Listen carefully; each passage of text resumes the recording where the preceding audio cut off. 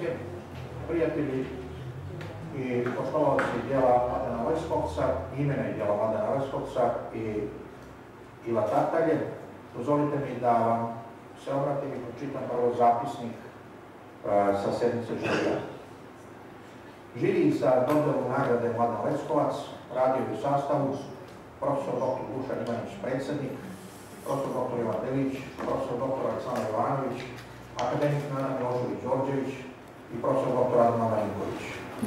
Žiri je jednoglasno odlučio da nagradu Matice Srpske Mladen Leskovac za 2012., 2013. i 2014. godinu dodijeli profesoru dr. Ivi Tatalji za cjelokupno naučno djelo iz oblasti istorije srpske književnosti, izdajući kao povod knjigu Pesma o pesmi širom književnosti, objavljenu u Srpskoj knjižnoj zadruzi 2013. godine. O dobitniku nagrade na dan uručivanja govori predsjednik žirija Dušan Ivanić i sad je žiri u potpisu Dušan Ivanić, Jovan Delić, Aleksandar Jovanović, Adnan Marinković i Nana Milošević-Đorđević. Ovo je i trenutak objavljivanja i danas uručenja nagrade profesoru Tatalji i evo, zapravo da u ime žirija čestitam dobitniku. Dozvolite mi da na početku kažem nekoliko rečenice o ove nagrade o Mladenu Leskovcu, zaista nekoliko rečenice će to biti, da se prisjetimo lice ljudi koji su tim povodom, odnosno povodom Leskovca nešto rekli, a koji su nekako imali ili imaju svoje godišnjice u toku prošle i ove godine. Riječ je o Dragiši Živkoviću i o Bošku Petroviću i ja sam citirao i današnjega našeg predsjednika profesora Ivanića, a probao sam da odaberem neki medaljončić Mladena Leskovca iz ranih dana koji ima neke veze i sa našim današnjim dobitnikom. U istoriji Matice Srpske, poslije Drugog svjetskog rata, nema ličnosti koja bi bila personifikacija Matice kao što je to Mladen Leskovac. Kao da ga je još đakom učiteljevog sina obilježio rani susret s Vasom Stajićem i trajno ga vezao za Maticu. Vasa Stajić je mnogo značio za duhovni i književni razvoj Mladena Leskovca. Bio mu je uvek u ruku i učitelj i uzor. Čak su se zajedno istim povodom javljali kao autori letopisa. Leskovac će od saradnika letopisa izrasti u stup nosač Matice Srpske. Bio je upravnik biblioteke Matice Srpske, urednik letopisa, osnivač i glavni urednik zbornika Matice Srpske za književnost i jezik i predsjednik Matice Srpske. Ne znam čovjeka koji u sebi srećnije spajao vojvođansko i novosadsko sa kosmopolitskim. Temeljno obrazovan, znalac stranih jezika, on je cijelog života insistirao na znanju, boreći se protiv neznanja i kao srednjoškolski profesor i kao osnivač Filozofskog fakulteta u Novom Sadu, odnosno katedre za jugoslovensku književnost, i kao urednik, i kao književni istoričar, i kao priređivač djela Laze Kostića. On je ocjenjivao da je nesporazum vodećih srpskih kritičara i Laze Kostića tužan po našu književnost i kulturu i da dolazi iz neznanja. Kao da je književno-istorijski rad Mladena Leskovca napor za umanjivanje neznanja i nesporazuma. Dragiša Živković podvlači kao osnovno Leskovčevo uvjerenje, citiram, da je shvatanje, razumevanje i osvetljavanje epohe i najznačajnijih pisaca glavni zadatak književnog istoričara. I to je tačno. Samo što Leskovca nisu zanimali isključivo najznačajniji pisci, već i mnogo toga, ne samo pisci, sa margine. Primajući nagradu Mladen Leskovac, Dušan Ivanić je 2010. godine ocjenjuje da danas studije i članci Mladena Leskovca obnavljaju sjaj kojim su blistali kada su izašli iz štamparija.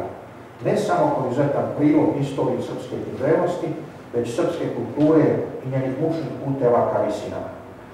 Danas bi te studije mogle steći nove generacije čitalaca, mladih stručnjaka, jer objedinjuju gotovo sve što se moglo znati o prilikama vezanim za knjižna djela i za njihov kulturni okvir. Ako su jedne generacije tekst uzimale kao izvor smisla i pretpostavku tumačenja, druge će držati da je on žarište veza sa smislom svijeta. Meni je veoma blisko viđenje Boška Petrovića. On je Leskovca morao izbliza veoma dobro poznavati, prema kojem je Leskovčev život obilježen, pa čak i uslovljen stalnom, neugaslom, skoro razornom potrebom za poeziju. Mladen Leskovac se u svemu, a naročito razumijevanju poezije, pokazuje kao pjesnik. Evo jednog pažljivo ciljanog i odabranog primjera koji to može potvrditi, koji je pažljivo izabran baš za ovaj dan. Naime, 1927. godine Leskovac se javlja osvrtom na knjigu za decu Vida Tartalje, Crvena u gradu ptica, objavljen iste godine od Cvijanovića. Letopis je zapravo donio 2 recenzije. Prvu, kraću, od svega 4 pohvalne rečenice, raspoređene u 3 pasusa, a onda pod brojem 2 Leskovča. Prvu recenzijicu je pseudonimom potpisao Vasa Stajić. Evo primjera gdje su u istom broju letopisa na istoj stranici u istoj knjizi pisali Vasa Stajić i Mladen Leskovac.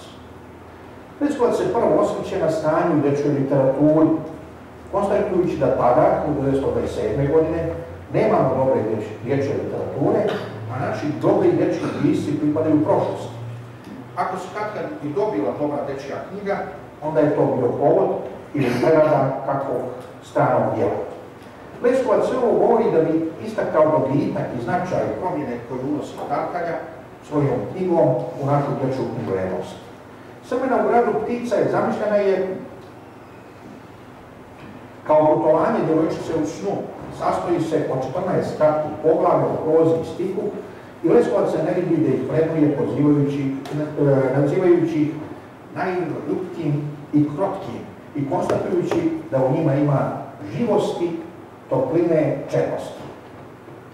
Smjenjivanje stihova i proze samo po sebi nije kvalitet za Leskovca i po njemu može biti tako opasno da odvede u dekorativnost i namještenost, ali u knjizi Vida Tartalje deluje prijatno, ima draži, zanimljivo, interesantno u tonu i načinu pričanja, nečega što mora decu držati stalno pažljivima i budnima. Kritičar zatim ukazuje na neke odlike pisca koji su se ovom knjigom potvrdile. Jasni, topli, frisni pejzaži iz njegove zbirke, grad i pesma našli su ovdje sadačnog i diskretnog izraza.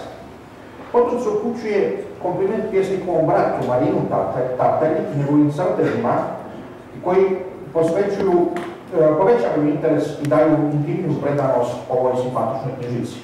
Ali su prekori upućeni izdavaču što nije poklonio malo više pažnje i nežnosti od dječje radosti i naročito što crteži nisu u boji.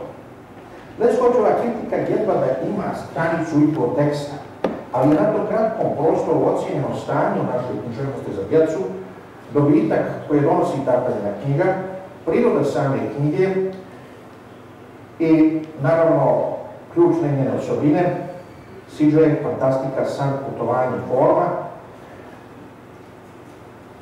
Pišćeve osobine, dakle, potvrđene ovom knjigom, ilustracije, odnosno crteži i izdavač, odnosno tehnička oprema. Smatrao sam važnim da istaknem šta je za Leskovca prije, evo, 90 godina bilo važno da se nađe u jednoj kratkoj književnoj kritici.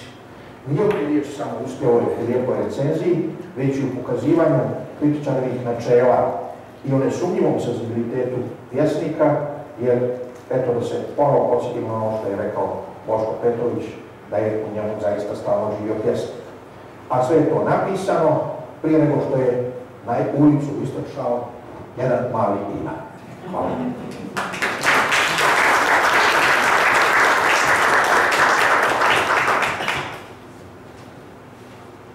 Poštovani predsjednici Matice Srpske, poštovani profesor, poštovani kolegnici, kolege, prijatelji naše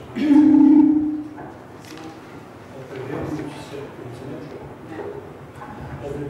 za nagradu Mladen Leskovac, da nagradu Mladen Leskovac dodijeli profesoru dr. Vidu Tartalji, čini se rukovodio pravilnikom Matice Srpske, ove nagrade uzimajući u obzir cijelokupnu djelo profesora Tartalji, dok knjige pesme objavljene 2013. u uglednom plavom slovu Srpske književne zbirke. Ovaj čovjek u ime živio za nagradu Mladen Leskovac i svoje ime. Odmah ću reći da je profesor Tartalja među onim djelatnicima srpske književno-naučne prakse kojima ta nagrada pripada od samog njenog ustanovljenja. Ali profesor Tartalja, uzgled rečeno, bio neprestano član žirija i nagrada odlaza na druge strane. Ovom prilikom moram ponoviti ono što je svakako većini među nama dobro poznato, da profesor Tartalja objavljuje od 1950. Dakle, više nego 1,5 radni vijek, da je od 1955. godine na katedri za opštu književnost Beogradskog filološkog fakulteta, gdje će steći sva univerzitetska zvanja i ovom predmetu i cijeloj oblasti dati nov vid u osnovnoj nastavi, u kursevima za postdiplomce, u mentorstvu za magistarske i doktorske teze, u udžbeniku iz teorije književnosti. Istovremeno s disertacijom počeci rada na istoriji opšte književnosti kod Srba objavljena 1960. a objavljena 1964. u izdanju Srpske akademije nauka. Dakle, istovremeno s ovom disertacijom traje posvećenost istoriji srpske nauke o književnosti, srpske filologije i srpskih filoloških institucija. Pomenuta studija po običaju profesora Tartalje nosi mnogo više nego što kazuje njen naslov. Od pregleda tragova naših znanja o književnosti drugih naroda došla je do stvarnih početaka rada u ovoj oblasti s Teodorom Petranovićem, Matijom Banom, Aleksom Vukomanovićem, Đurom Daničićem, do Svena Novakovića koji u procesu razvijanja naučnih disciplina odvaja proučavanje srpske i slovenskih književnosti od katedre opšte književnosti kao posebne oblasti. Tako se sa istorijom osnivanja katedre za opštu književnost i početcima proučavanja ove discipline stopila i istorija početaka proučavanja srpske književnosti do osnivanja posebne katedre. Mladi naučnik je odjednom trajno savladao 2 prepreke i dosegao 2 cilja. Od tada se ni istorija proučavanja srpske književnosti, ni istorija proučavanja opšte književnosti kod nas ne može izložiti njegove knjige.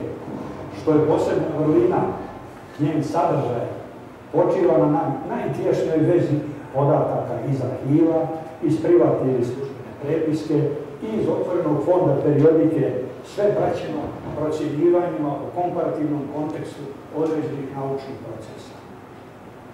Ko je pomislio da se tom knjigom mladi naučnik našao u tokovima čisto pozitivističke književne historiografije, bio je i osporen i potvrđen novom njegovom knjigom Đure Daničića Lekcije iz estetike, objavljena 1968.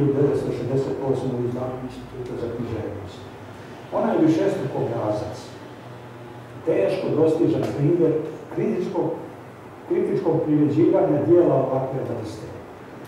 Priređivačevi komentari svaki stav iz lekcija provlače kroz mrežu komparativnih veza. Recimo da se uz paragraf o idealu polazi do Platona, dolazi do Kanta, Hegela, Schwera i Losjeva. Na 37 stranica Daničićevog teksta došlo je 60 stranica komentara u sitnijem slovu, te komentar višestruko premaša osnovni tekst, često prerastajući u male oglede o estetičkim i književno-teorijskim pojmovima i idejama. Da ni studija o počecima izučavanja opšte književnosti kod Srba, ni Daničićeve lekcije estetike nisu ostale izolovane u opisu profesora Tartalje, potvrđivat će se iznova u više prilika i oblika, u naslovima i imenima po člancima, u periodici i u zbornicima. Profesor Tartalja nije imao naviku da žuri s knjigama kakav je danas običaj. Imena Ljubomira Nedića, Bogdana Popovića, Slobodana Jovanovića, Njegoša, na primjer u članku Kad su čitani Milton i Sofokle, naslov jedne male književne historijske dileme, Disor pseudonim, također značajna i lijepa uzgrednica, Đorđe Natošević i Đorđe Anđelić, Stojan Novaković, njegov roman, Andersenov Putopis. Danas su glavne od pomenutih studija teme savremenih znanja o prelomnoj epohi srpske književne kritike na granici realizma i moderna. U odnosu na takve okvire pripovedačeva estetika knjiga Landić u 79. dolazi kao iznenadni dar i to ostaje do danas nezamjenljivošću i nenadmašnošću, što se najbolje vidi po učestalosti navođenja pripovedačeve estetike među svima koji se bave Landićem, da pomenemo samo Slavka Gordića, Jovana Delića, Žanetu Đukić-Peršić i Tihomira Brajevića, a nesumnjivo je tako i u svim ozbiljnim istraživanjima Landićeve politike. Jovan Delić je povodom novog slijeda studija i članaka Landić u Tartaljinoj novoj knjizi, srećno naslovljenoj Put pored znakova, njihovog autora nazvao majstorom književno-istorijske minijature. Rekao bih da Tartaljina otkrića i analize često idu do epifanijskih ozarenja, ne identifikuju se samo činjenice iz djela ili proces njegovog nastajanja, već je odsvjetljava samo biće djela i njegova estetska suština. Međutim, kad se diahrono prati rad profesora Tartaljina, vidi se da su oni biseri naše književno-naučne misli nastajali u radionici jednog hladnokova, postepenim cijeđenjem u iscrpljivanju otkrivenih istraživačkih polja. Bila je to, tek to kasnije se shvata, istraživačka energija koja se istovremeno rastakala u više pravaca, od razrješenja pseudonima ili atribucije tekstova do složenog konteksta, alegorično recimo satiričnih aluzija u srpskoj prozi krajem 19.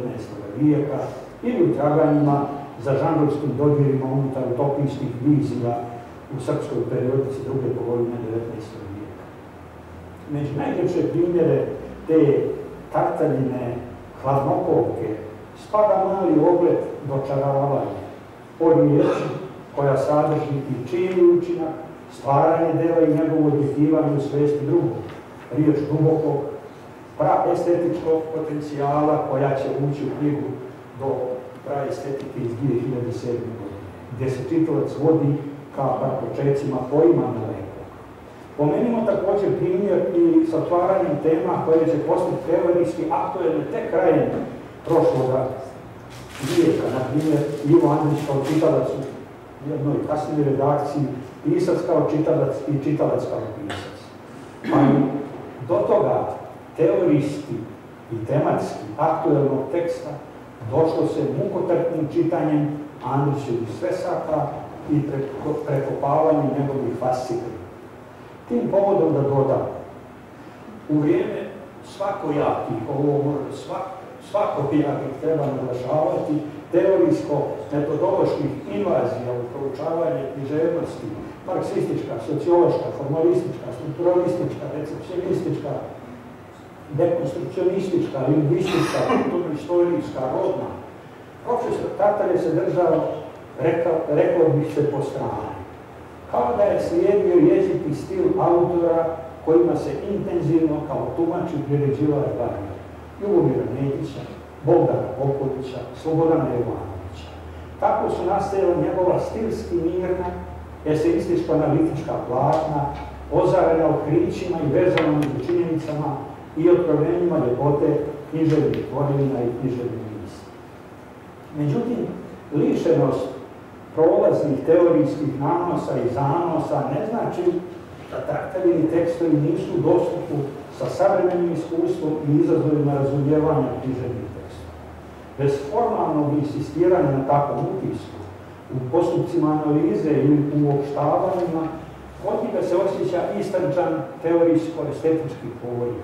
Djelo kao proizvod spoja tvorca sa čitalcem, otvoreno smisla za svakog čitalca ponaosob. Potom status tumača kao stručnog čitalca. Pouzdano znamo da je Ivo Andrić, i ne samo Ivo Andrić, za Tartaljine čitalce postao ono što jeste tek posredstvom dočaravanja ili trenutaka srećnih prozraka i izniklica, da uzmem jednu riječ Laze Kostića, izniklica misli njegovog tumača. Ne može se u ovoj prilici dovoljno izdvojiti doprinos profesora Tartalja tekstološkim istraživanjima. Ona se pojavljaju na više rada. Popunjavaju građevinu koja se zove autorski opus, objavljivanje tekstova i zaostavštine tih velikih tragova nastajanja znamenitih dijela kao što je Praćuprija ili Praavlija. Utvrđivanje autorstva anonimno ili pseudonimno objavljenih tekstova niz autora Đorđa Nikoševića, Slobodana Jovanovića, Bogdana Popovića, Ire Andrića i u našim danima pred koju nedjelju Pola Valerija. Objavljivanje analiza građe u izučavanju stilskih, morfoloških i drugih alternacija nastajalnih u genezi djela. Otklanjanje pogrešnih i sumnjivih atribucija, sigurnije razumijevanje osnovnog teksta između ono što je precrtano, napušteno gradilište i onoga što je ušlo u osnovni tekst. Nije daleko od ovoga i otkrivanje zaboravljenih pisaca, na primjer Milana Jovanovića Morskoga kao putopisca ili estetičara i istoričara književnosti Đorđa Anđelića. Taj će tog svoje vrtove imati u priređivanju izabranih ili sabranih dijela Ljubomira Nedića i Bogdana Popovića. Sve bismo ovo mogli računati u očekivane rezultate, da profesor Tartalja nije objavio knjigu Beograd 21. veka iz starih utopija i antiutopija 1989. godine. To je mozaik studija, ali ova knjiga predočava istoriju ideja i istovremeno slike starog Beograda, a iznad svega intelektualnu atmosferu u omladinskoj generaciji 60. i 70. godina toga vijeka. Autor je uspio da oko atribucije jednog izuzetnog teksta, koji je objavljen pod naslovom Beograd posle 10 godina, da čitaoca drži na putevima sumnji, pretpostavki, mogućnosti, ispitujući opusne policine publicista i književnika. Čitaoca Tartalja stalno vodi ka izlazu, pa ga onda vraća u polje neizvjesnosti. Kao da uživa u basanju po šumama srpske periodike, po fondovima srpskih arhiva i rukopisi podeljenja, biblioteka i naučnih ustanova. Ovo sam rekao kao da uživa, a ja mislim da uživa u stvari takvim traganjima. Pošao od potpisa, a to je bilo jedna zvjezdica ispod ovoga teksta, postupak atribucije odvoje profesora Tartalja u izučavanju cijelog kruga književnih djelatnika s pitanjem ko je mogao biti autor. Zadržao se na Milanu Jovanoviću Morskom, čovjeku renesansnom kova, ljekaru, profesoru, putopiscu, autoru spisa o putevima napretka. Potom je u mogući autor uključio krug savremenika Zmaj Natošević, Đorđević, Slagan, Dragiš Stanojević, čak Stojan Novaković i tako dalje. I to je trajalo sve dok nije otkrio podatak da je autor teksta Đorđe Natošević. Ali to otkriće skrupuloznom i opreznom istraživaču nije bilo dovoljno. On traga dalje za unutarnjim znakovima autorstva, stilom, mislima, riječima i prostorima, kako kaže, za utopijska maštanja, za smela viđenja i predviđanja budućnosti. Tako je pošao za većim, odnosno vodećim idejama nepotpisanog teksta i tražio analogne ideje u drugim člancima pretpostavljenog autora. Tu se našla ekologija, urbanizam, arhitektura, njegovanje zdravlja, makrobiotička ishrana, dugovječnost čovjeka, rano-ranilačke navike, zaštita životinja, putevi trgovine, industrije, mašine, roboti, energetika, udruživanje, čistija vjera, život u svemiru, uprava, škola, učitelji, ljubav, ženidba, udrba, ženska zanimanja, knjige i biblioteke, načela kritike. U srpskoj tekstološkoj praksi teško će se naći sličan, kamoli ravnopravan prilog istraživanju autorstva, anonimno ili pseudonimno objavljenih tekstova, nastavno mozaik, manjih ili većih ogleda o mogućim autorima, književnoj atmosferi, idejama epohe, prirode. Profesor Tartalja je do kraja posvećen onome što radi i čita. I sad ću jednu malu biografsku, autobiografsku pojedinost iznijeti kad mi je jednim pisamcetom zahvalio na knjizi po osnovi tekstologije. U tom pisamcu je dodao da u toj mojoj knjizi, tamo gdje pišem o štamparskoj grešci, stoji graška. Meni je, moram reći, ta graška draža nego sve druge greške. Kao primjer te posvećenosti drugom više nego sebi, pomenut ću knjigu Vojina Rakića, jedan od posljednjih slušalaca Bogdana Popovića na Beogradskom univerzitetu. To je objavljeno 2004. Koji je brižljivo priredio profesor Tatana. Sve vrste i stepeni autorizacije teksta grafički su razlučene, a pojedina mjesta u fusnotama podupirana komentarima iz drugih izvora i uvida, odnosno iz dosadašnjeg proučavanja Popovićevog života i rada ili Rakićevog bavljenja svojih profesora. U kraćem predgovoru je ukazano na vrijednost Popovićevih odgovora s obiljem nepoznatih podataka o njegovoj mladosti, školovanju, lektiri, roditeljima, nastavnicima, piscima kojima se bavio. Prvom svjetskom ratu, politici, monarsima, posljednjim mjesecima u Beogradu pod savezničkim bombama. Prateći Rakićev tekst i kazivanje čuvenog profesora napomenama, profesor Tatar je načinio gotovo sinoptičke tablice docnijih napora srpske književne historiografije da se djelo Bogdana Popovića izuči i objavi. Proizašli iz višestrukog pijeteta prema Vojinu Rakiću, Tatarinom profesoru ruskog jezika, a Rakića opet prema svom profesoru teorije književnosti i estetike na Filozofskom fakultetu. Ova knjiga je za mene živ primjer kako se gradi i održava lanac naučne tradicije i kako se čuvaju veze među generacijama istraživača i naučnika. Najnovija knjiga profesora Tatar je objavljena u redovnom kodu Srpske književne zadruge, Pesma o pesmi, posvećena je pjesničkom stvaranju, kako je o tome pisano i govoreno u književnim dijelima od Homerovog pričanja o Odiseji, gdje je pričanje slavnog Itačanina zadivljuje, kao što pevanje pevača čarava, u Aristofanovim komedijima, Hamlet i narodnim pjesmama, Vuković, Bijeti, Zmanju Vučiću, Pirandellu, Prustu, Cesari, Šlandiću, Vladimiru Popoviću, Minkoviću, Desanti Maksimović, Borgesu, Dragomiru Trajkoviću ili Momi Kapolu, do šaljivog pitanja ili šaljivog odgovora na ozbiljno pitanje kako postati pisac. Sintagma pjesma o pjesmi je, kako bi rekao autor knjige ili kako bi rekao ja u ovoj ljekanici svojoj, je sabirno sočivo za cijeli krug pogleda o prirodi stvaralačke samosvijesti i stvaralaštva kao ogledalo ogledalo. Uz to neprestanu tkanju i preplet niti iz domaćih i inostranih književnih riznica. Naš stari pisac Pavle Solarić početkom 19. vijeka je napisao za prirodu poezije ili pjesme jest svud neko grijadjenije kretanje u vselene vešćma ko u pjesme slične glasu i spletenim rečima. Kao da se te riječi Pavla Solarića s početka 19. vijeka doziraju s prizvima Douglasa Hofstetera i njegove ideje o čudnim petljama koja se citira u uvodu pesme o pesmi. Stari naš pjesnik je složenost i dinamiku pjesničke riječi uporedio s dinamikom vaseljene. Veće pohvale poeziji teško je naći u srpskoj književnosti sve do Zmajeve pesme o pesmi. Izuzetna vrijednost Tatarinog pisma nije samo posljedica onoga što zovemo intuicijom, darom, mišlju, velikom načitanošću, velikim znanjima, istraživačkom energijom, već i metodološke usmjerenosti na činjenicu, potrebu za činjenicom i njenim vezama s drugim činjenicama i činiocima.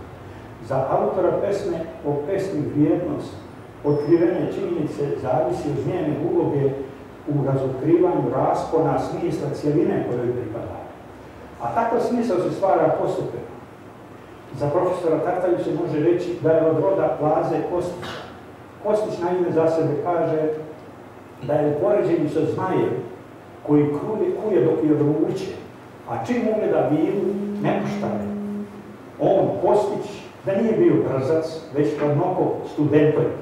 Tatarja svoje nalaze ostavlja da se kristalizuju i dozivaju, stapaju s vlastitim ili tuđim nalazima i izranjuju novu ruku. Ili im prilazi se očekivano nove strane, gotovo ironičnoj distanci.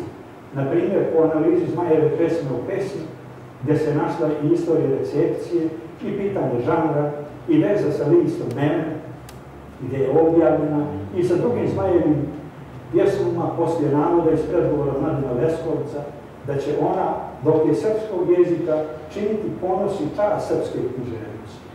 Tako će se dalje ukazati na doprinos te čuvene pjesme književnoj misli, izdvojivši riječ dočaravati i dočaravanje, kojoj je, veli autor, teško naći zamjenu u velikim evropskim jezicima. Taj nagli zaokret, oduševljenje naizgled jednom sitnicom, to je ono oduševljenje koje profesor Tartaglia neprestano izaziva kod svojih čitalaca, svraćajući im pažnju na one sitnice koje su sapirno sočivo epifanijskog dejstva umjetničkih dijela.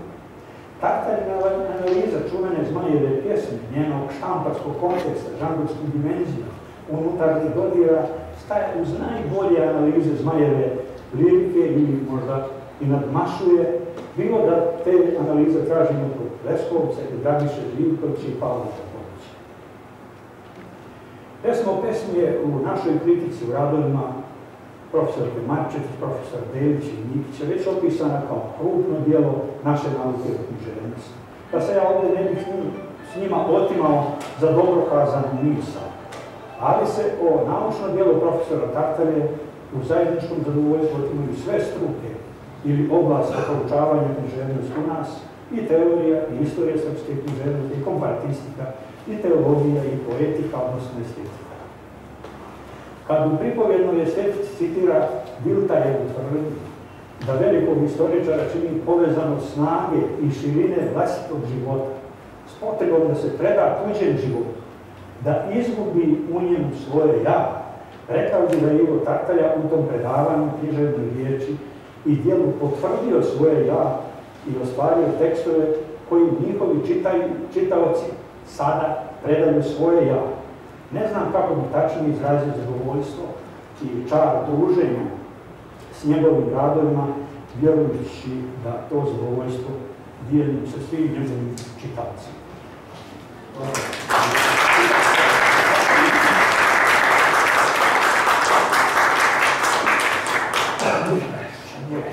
Sad je najljepši dio posla.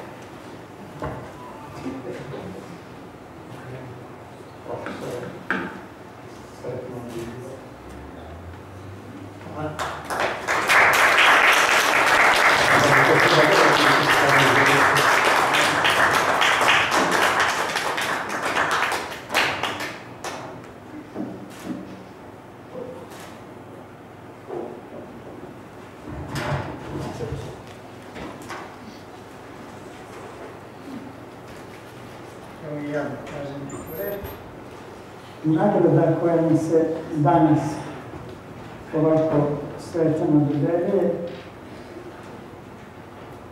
ugledni časnici, slušalci, posjetioci, mogu da kažem, obavezuju me na zahvalnost i jedno priznanje. Priznanje treba da to kažem da ovo nije prva nagrada koju Matica Srpska uručuje. Bez svečanosti, ali ne bez istinskog uzbuđenja. Veliku nagradu pružila mi je Matičina biblioteka s svojim fondom retke periodike u davne dane, kad sam pripremao doktorsku disertaciju i kada sam u čitaonici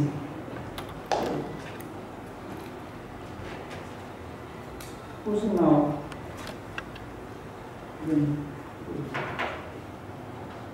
sa pulta koji u čitaonici bio na raspolaganju za čitaoce, naručene novine i časopise iz 19. veka, štampu kakva se nigde drugde ne bi mogla dobiti za čitanje i za pregledanje. sa nekim razlogom nađuše se tu Srpska novina ili magazin za hudožestvo, književstvo i modu, Peštansko-budimski Skoroteča, Južna pčela i slični rariteti. 80. godina minulog veka, naporedo sa približavanjem veka 21. bio sam obuzet jednim dalekovidim opisom Beograda u 21. veku, objavljenim u kalendaru Ujedinjene omladine Srpske 1871. godine. Taj poetski nadahnut vizionarski tekst Beograd posle 200 godina bio je bez potpisa. Ispod teksta je bila samo jedna tipografska zvezdica, pahuljica, kako se još kaže, i ne bi li se pseudonim razrešio, nametnulo se dugo traganje. Na kraju krajeva se dalo razabrati da tajanstveni autor nije niko drugi nego Đorđe Natošević, lekar i pedagoški pisac, enciklopedist prosvetiteljskog kova, u čiju su bogatu, prebogatu biografiju ušle i godine kad je bio predsjednik Matice Srpske. Privučen rezultatima velikog pregaoca, pokušao sam da u sveščici pod naslovom Đorđe Natošević na Vukovim poslovima opišem njegove folklorističke rezultate. Pokazalo se da oni obuhvataju između ostalog 1000 prikupljenih poslovica i uzorčica i 3000 zagonetki pohranjenih u matičinom rukopisnom odelenju. Radi proučavanja vizionarskog teksta trebalo je uspostavljati opsežnu bibliografiju autorovih, mahom nepotpisanih tekstova, a većina utvrđenih tekstova Đorđa Natoševića otkriva podlogu zanimljivih maštanja o svetu budućnosti, u isti mah pruža najbolju potvrdu da je prepoznati autor autentičan. Ponavljam nešto od ovoga što nam je već lepo hvalio i prihvalio kolega Dušan. Stoga sam na stranicama knjige Beograd 21. veka iz starih utopija i antiutopija sučelio podudarne teme vizionarskog teksta i teme iz spisa Natoševića. Nastali su tako u knjizi kratki članci na teme, već smo to čuli, da nabrojim ukratko, ekologija, urbanizam, arhitektura, negovanje zdravlja, makrobiotička ishrana i tako dalje, da prekinem nabrajanje. Iznenadna nagrada, kakvu ni slutiti nisam mogao, čekala me u rukopisnom odelenju, kad sam u kartoteci tražio spise i crteže zanimljivog putopisca i polihistora Milana Jovanovića Morskog, takozvanog Izmarovića. On je bio znak za raspoznavanje sa tim čestim imenom i prezimenom mnogih. Sa listićima u kartoteci o ovom Milanu Jovanoviću dodirivali su se i gotovo tiskali po azbučnom redu lepo složeni listići sa natpisima iz rukopisne zaostavštine jednog drugog Milana Jovanovića, imenjaka koji svom potpisu dodaje i prezime po ujaku koji ga je usinio, Stojimirović. Isprva obično smetnja u pregledanju građe radi koje sam prišao i očici, u nekom magnovenju privukla je moju pažnju jedna druga stvar, ukazalo mi se veliko obilje dokumenta koji se odnose na časopis 20.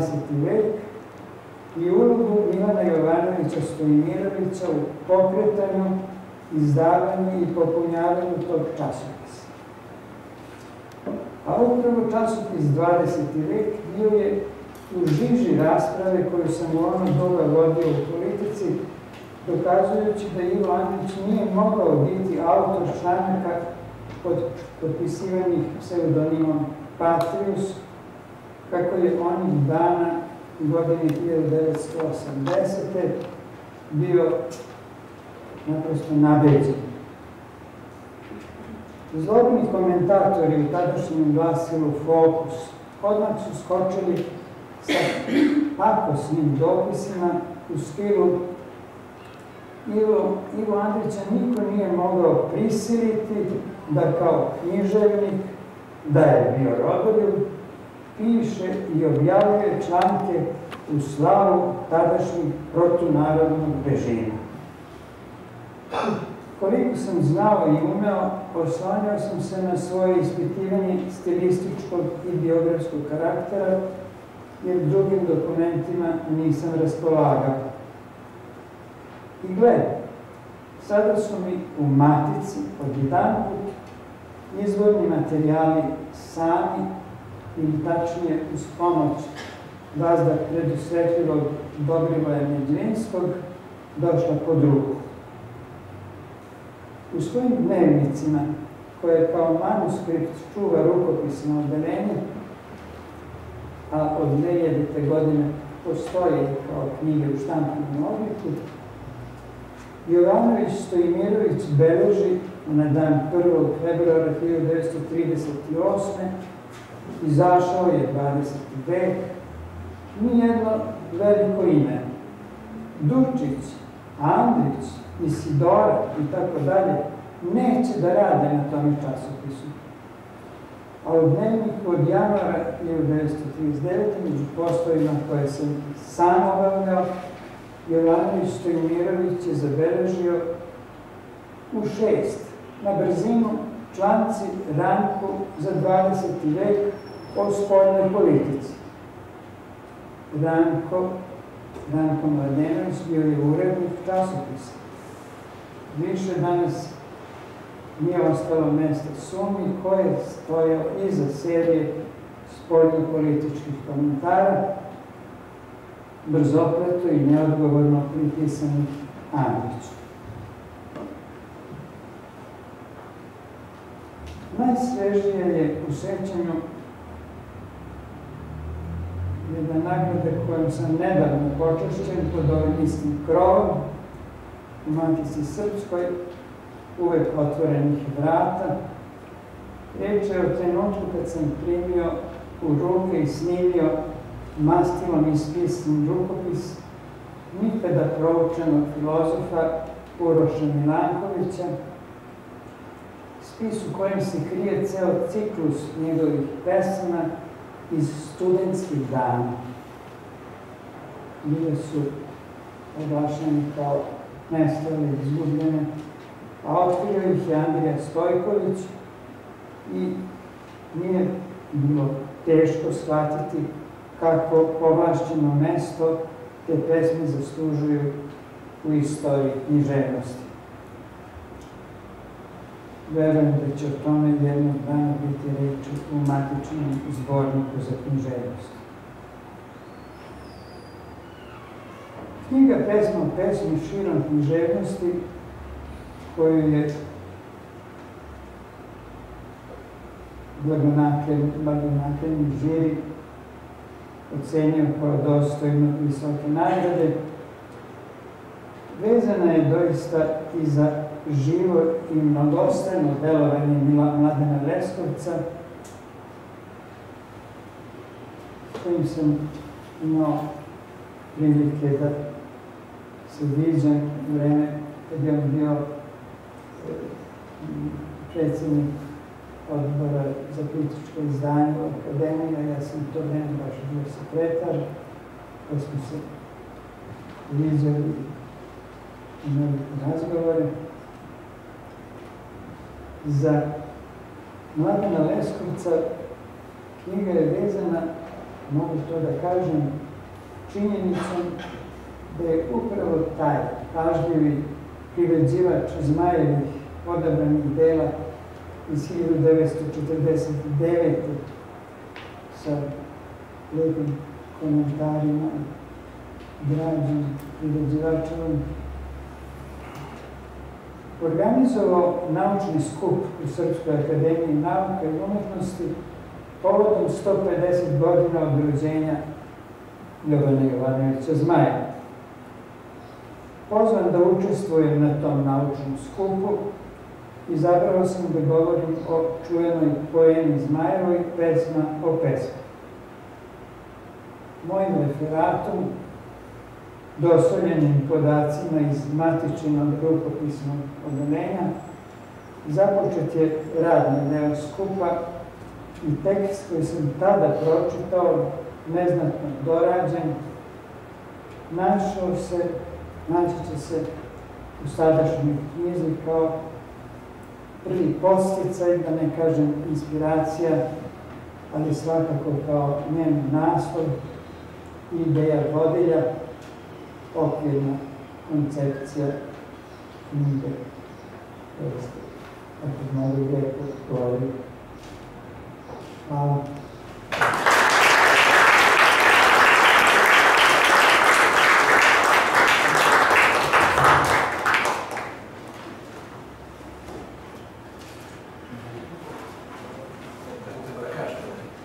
Ovim je naša mala država završena. Hvala vam svima važnije i hvala vam što ste bili.